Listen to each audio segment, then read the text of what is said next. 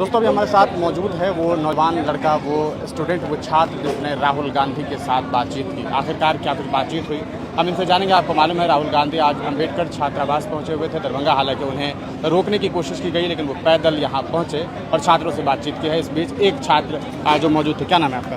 प्रदीप कुमार मेरा नाम। प्रदीप, आपसे राहुल गांधी की मुलाकात हुई, आपको ऊपर बुलाया गया, क्या कुछ बातचीत हुई, क्या मुद्दे थे आपके? जी सर बात तो सर हुई है, लगभग 3-4 मिनट बात हुई है उनसे और विभिन्न मुद्दों पर बात हुई। उन्होंने हमसे समस्या पूछा कि आपकी क्या क्या समस्याएं हैं, तो मैंने उनको बताने का प्रयत्न किया, एक ब्रीफ में बताने का प्रयत्न किया सर कि यहाँ पे स्कॉलरशिप संबंधित मुद्दे हो या यहाँ पे कॉलेज में डिग्री या टाइम पर नहीं मिलती है उससे संबंधित मुद्दे हो, स्कॉलरशिप से संबंधित मुद्दे और छात्रावास में जैसे ग्रेजुएशन के बाद छात्रों को निकाल दिया जाता है तो उसकी कोई रहने की व्यवस्था है नहीं, वो अपना पढ़ाई कंटिन्यू नहीं कर पाते हैं, वो उनका सपना अधूरा रह जाता है। तो उनके लिए एक पीजी छात्रावास और एक कंपटीशन का छात्रावास होना चाहिए। इनके लिए मैंने उनसे बात की है और निजी क्षेत्र में आरक्षण और निजी कॉलेजों, प्राइवेट कॉलेजों सब में जो नहीं मिलती है SC/ST को भागीदारी, उस पर भी उन्होंने बात की है और मुझे समस्या पूछा, मैं उनको बताने का प्रयत्न किया।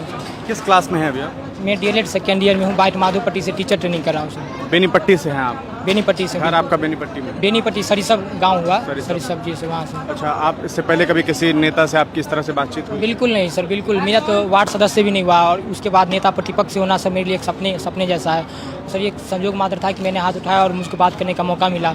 ऐसे मैं तो सपना में सोच भी नहीं सकता था कि नेता प्रतिपक्ष से ऐसी संवाद हो सकती है। आपको लगता है कि ये संवाद कभी न कभी देश के प्रधानमंत्री के साथ भी होना चाहिए? बिल्कुल सर, बिल्कुल। मैं अपने माननीय यशस्वी प्रधानमंत्री से आग्रह निवेदन करना चाहता हूँ कि आप भी संवाद करिए और कभी आइए हम लोग के बीच। जब तक हम लोग के बीच नहीं आइएगा, समस्या नहीं समझिएगा, तब तक हम लोग के लिए सिर्फ कागजों पर ही वो मन की बात करते हैं, कभी आप सुनते हैं? नहीं सर, मन की बात मैंने आज तक नहीं सुनी है सर।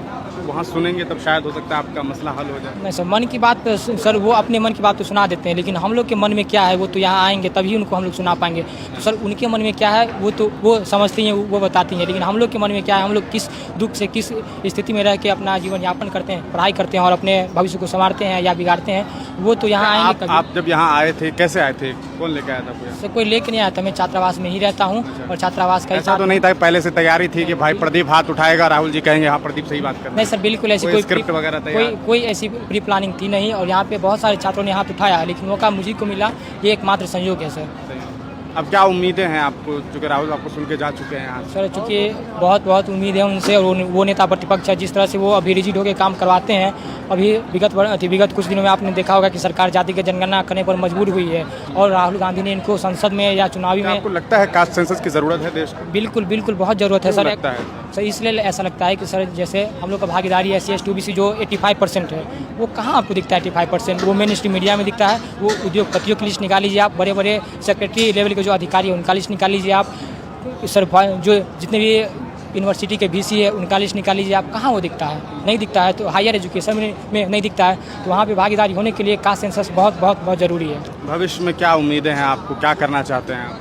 भविष्य में सर अभी टीचर ट्रेनिंग कर रहा हूँ तो हम लोग उस तबके से आता हूँ कि एक चपरासी का भी नौकरी लग जाए तो बहुत बड़ा बात होता है।